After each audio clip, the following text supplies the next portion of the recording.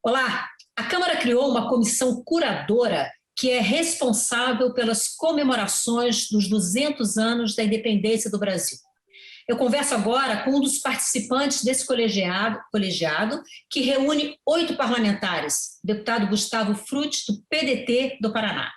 Deputado, seja muito bem-vindo ao Palavra Aberta.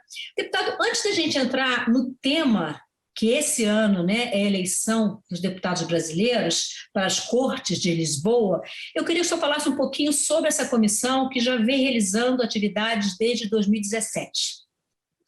Olá, Maristela, obrigado pelo convite. E sei que também é um tema desafiador nesses tempos de pandemia no Brasil, no mundo, com tantas contradições e conflitos. Mas o ano que vem, 2022, nós vamos lembrar os 200 anos da independência brasileira. E é claro que é necessário lembrar essa história, celebrar alguns momentos, lamentar outros momentos, mas sempre a história, para ajudar a entender como é que o Brasil chegou nesses tempos, como é que é a nossa história, e às vezes isso fica muito distante da realidade do Congresso também e da nossa sociedade. Então, esta comissão, ela foi instalada já no início desta legislatura, em 2019, coordenada pelo deputado Enrico Mizasi, e uma série de eventos já foram realizados pela Câmara neste período, mas é claro, com a pandemia e com as sessões remotas, houve uma mudança da agenda. O primeiro evento foi em 2017, quando se comemorou a chegada da Imperatriz Leopoldina ao Brasil, ela que presidiu o Conselho de Estado, que declarou a independência. Depois, em 2018, foi comemorado os 200 anos da aclamação de Dom João VI como rei de Portugal, Brasil e Algarves, e aí começa também um pouco da reação, um pouco não, boa reação de Portugal com relação à colônia, com relação ao Brasil. Depois, 2019, a comemoração do retorno do patriarca Bonifácio de Entrada, inclusive foi homenageado no espaço da Câmara dos Deputados.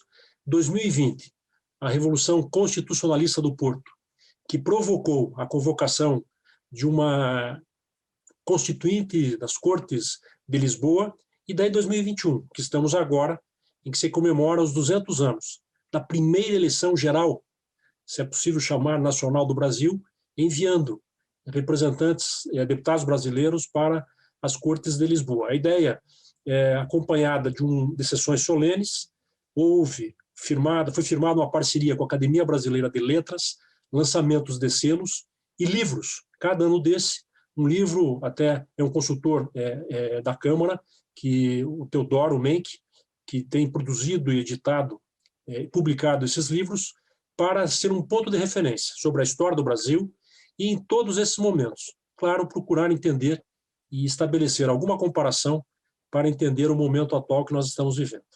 Deputado, o senhor descreveu alguns fatos que mostram que o processo histórico, Então, falando especificamente das Cortes de Lisboa, em março de 1822, cerca de 40 deputados brasileiros, dos 90 eleitos, foram participar dessas Cortes de Lisboa. E nesse evento, a resistência dos parlamentares portugueses aos interesses brasileiros ela era evidente. Qual a importância desse momento para o processo de independência, porque foi um processo que vai muito além do famoso grito do Ipiranga? É verdade, foi o marco decisivo, foi talvez o primeiro grande momento de unidade nacional contra a colonização, em defesa da independência, de uma identidade nacional. Marcou por ser a primeira eleição nacional geral, foi uma eleição, não foi simultânea, foi durante meses, e dos 90 deputados brasileiros, 40 só foram a Lisboa. E é interessante, por exemplo, os deputados de Pernambuco foram para Lisboa para representar Pernambuco, não o Brasil. Mas à medida que os deputados brasileiros tiveram acesso aos debates, a reação de portugueses e ainda de colonizadores em relação à possível autonomia e crescimento da colônia brasileira, esses deputados tiveram uma mudança de postura e pela primeira vez houve uma defesa do Brasil. É o primeiro movimento parlamentar de unidade em defesa do Brasil, acabou refletindo, claro, nas posições assumidas pelos brasileiros na Corte de Lisboa, tanto que muitos deputados já nem foram para lá porque não havia mais necessidade, mas foi um ponto decisivo, que na volta marcou esse processo de independência do Brasil. E a partir dessa experiência, a primeira Constituinte brasileira, a primeira eleição também para uma Constituinte brasileira, claro, lembrando que havia discriminação, as mulheres não participavam, uma série de conquistas que depois foram sendo conseguidas ao longo do tempo. Mas este episódio, seguramente, ele demonstrou aquele sentimento dos portugueses contra a vinda da coroa para o Brasil, e com isso recursos, riquezas, inteligência que saía de Portugal, representou uma reação contra o crescimento da colônia.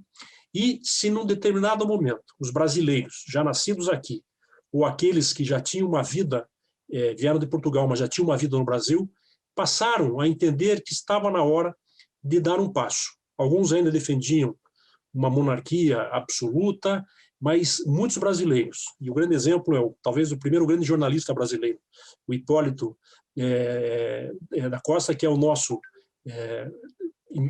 precursor do Correio Brasilense, foi de que não, basta, está na hora do Brasil dar uma demonstração de independência, está na hora do Brasil buscar o seu caminho. Ou seja, é o primeiro momento de parlamentares brasileiros contra a colonização, o primeiro movimento de parlamentares brasileiros contra a opressão, e é um movimento de independência que marca os 200 anos que nós vamos comemorar o ano que vem.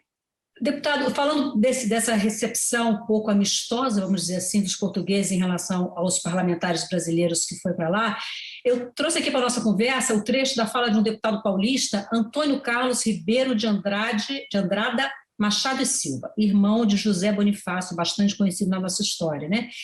Em dado momento, lá nas discussões nas Cortes de Lisboa, em que as galerias o interrompiam muito, ele disse o seguinte, abre aspas, eu não sei quem tenha, pela lei, a ousadia de perturbar-me. Os cidadãos das tribunas devem saber que reis, quando elegem os seus representantes, são, neste lugar, súditos. Aqui, cumpre-lhes todo o sossego, escutar e calar. Fecha aspas. Essa fala foi feita em maio de 1822 e ainda mencionava reis. Eu queria que o senhor trouxesse para os dias de hoje. Qual a validade de uma fala dessa sobre reis se calarem e escutarem o parlamento em um momento republicano e democrático? Com todo cuidado, porque o objetivo, é claro, e todos sabem que eu sou parlamentar da oposição, mas é evidente o recado e como isso é atual. Quem detém o poder, escutar mais, principalmente no momento de crise. Falar menos, principalmente em questões negacionistas. O Brasil entrou numa crise, como é o caso desse debate, que só existe no Brasil, virou uma esculhambação esse debate sobre a questão da vacina e o seu futuro, por um conflito desnecessário. Porque poucos escutam, muitos falam demais, e quando fala-se demais, o risco de provocar incompreensão, reação, o ódio e o radicalismo é evidente. E, de certa maneira, nós estamos vivendo isto hoje. Esse discurso é atual e seria muito bom que muitos dos governantes escutassem mais e falassem menos, principalmente contra a ciência. A história sempre nos faz aprender muito, não é isso, deputado? Deputado Gustavo Frutti, muito obrigado por sua participação no Palavra Aberta. Eu que agradeço e parabéns pelo trabalho. Muito obrigada. Bom, eu conversei com o deputado Gustavo Frutti, do PDT do Paraná, sobre o trabalho da comissão que está cuidando das comemorações do bicentenário da independência do Brasil. Se você tem interesse em ler um pouquinho mais sobre a história do Brasil, a Câmara dos Deputados tem um material muito rico. Na página da Câmara na internet, você vai lá no canto esquerdo, no alto, institucional, história e arquivo, e você vai encontrar um material muito rico, muito interessante.